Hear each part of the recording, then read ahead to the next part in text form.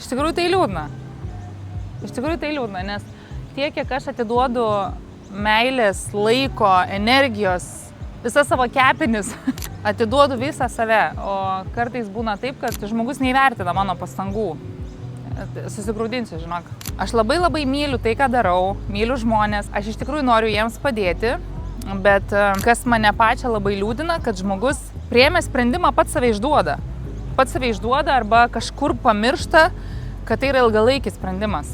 Jeigu sugalvoji, kad nori taupyti savo vaikų ateičiai, savo pensijai, savo kažkokiam tai ilgalaikiam tikslui, tai ir daryk nuo pradžios iki pabaigos, taip kaip yra numatyta, toks koks yra planas.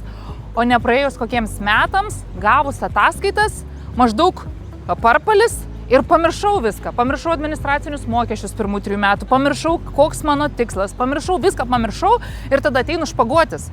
Ir špaguotis ateina su manim. O kodėl? Dėl to, kad tu pamiršai savo tikslą, dėl to, kad tu, pavargai kažką daryti. Ir tas taip skaudina.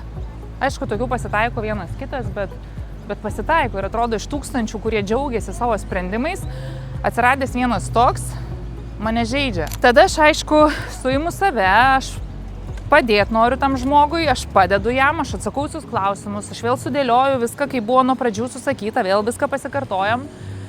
Palydžiu su didelė meilė tą žmogų, tęsti savo tikslo toliau, bet žinokit, taip skauda ir norėčiau, kad suprastumėt, jog aš esu dėl jūsų, o ne prieš jūs.